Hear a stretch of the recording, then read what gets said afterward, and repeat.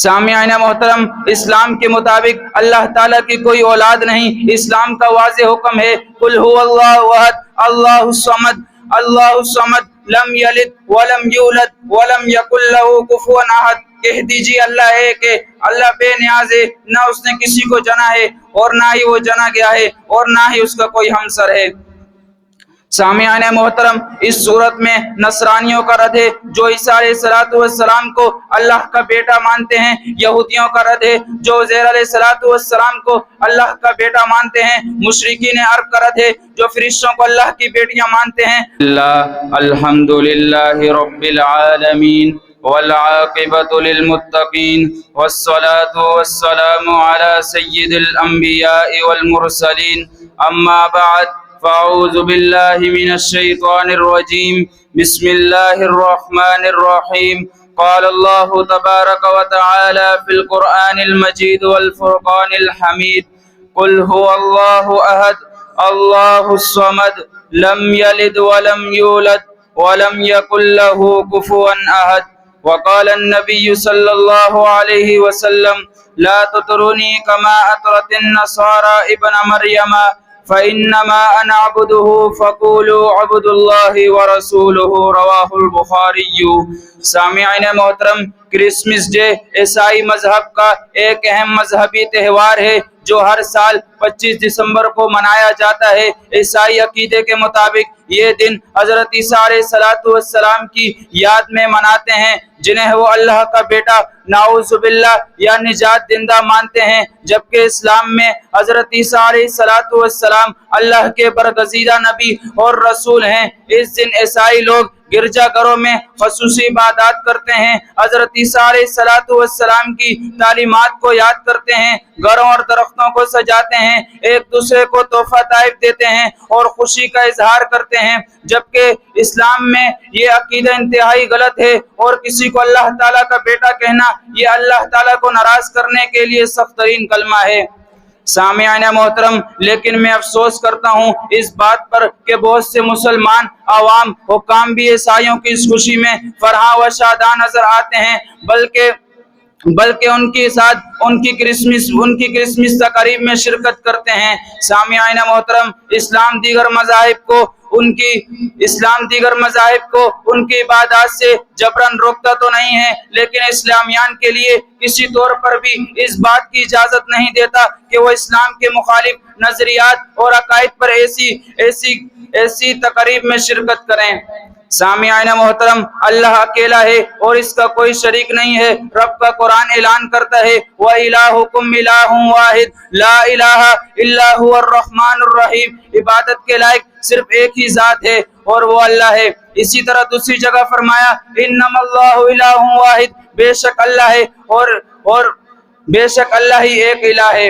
اسی طرح نبی علیہ السلام نے فرمایا افضل الذکر لا الہ الا اللہ، سب سے افضل ذکر لا الہ الا اللہ ہے، عبادت کے لائق صرف ایک ہی ذات ہے۔ اسی طرح نبی علیہ السلام نے فرمایا حق اللہ علی العباد ان یعبدوہ ولا یشرکوا بہ شیئا، اللہ کا حق بندوں پر یہ ہے کہ وہ اس کی عبادت کریں اور اس کے ساتھ کسی کو شریک نہ ٹھہرائیں۔ اسی طرح نبی علیہ السلام کا فرمان ہے من مات وہو یعلم ان لا الہ الا اللہ دخل الجنہ، جو اس حال میں مرا کہ وہ جانتا تھا کہ اللہ کے سوا کوئی معبود نہیں، وہ جنت میں داخل ہوگا۔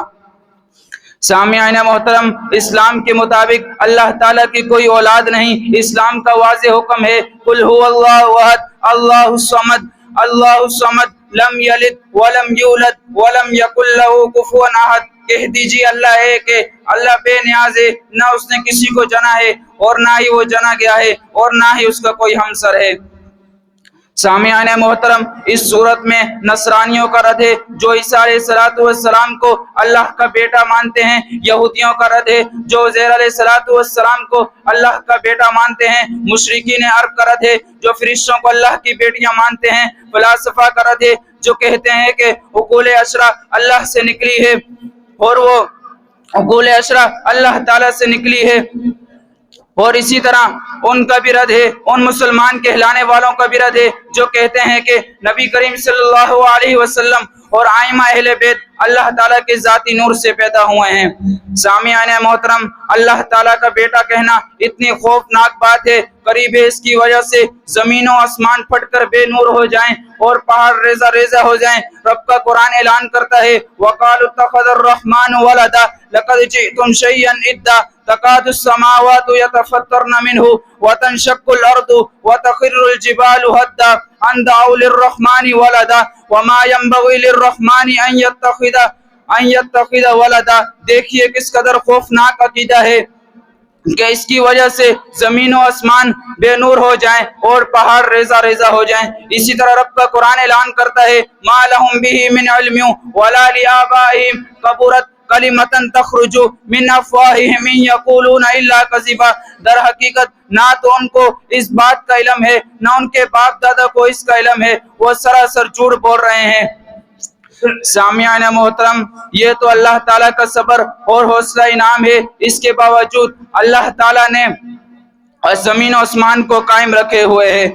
حدیث میں آتا ہے، حضرت ابو موسیٰ اشعری رضی اللہ تعالیٰ عنہ سے روایت ہے کہ رسول اللہ صلی اللہ علیہ وسلم نے فرمایا اللہ تعالیٰ سے زیادہ تکلیف دہ بات پر صبر کرنے والا اور کچھ نہیں جسے وہ سن رہا ہو کہ لوگ اس کے لیے اولاد بتاتے ہیں، وہ اس کے باوجود انہیں عافیت دیتا ہے اور رزق دیتا ہے۔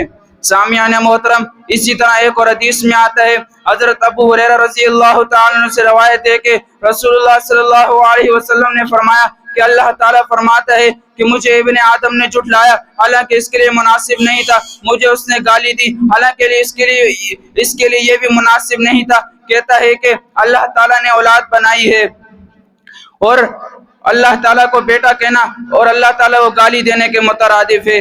سامعین محترم، کیا کوئی شخص ہمارے سامنے اللہ تعالیٰ کو گالی دے، کیا ہم برداشت کریں گے؟ نہیں، کبھی نہیں برداشت کریں گے۔ اللہ تعالیٰ سے دعا ہے کہ جو کچھ سنا اس پر عمل کرنے کی توفیق عطا فرمائے۔ آمین۔ وما علینا الا البلاغ المبین۔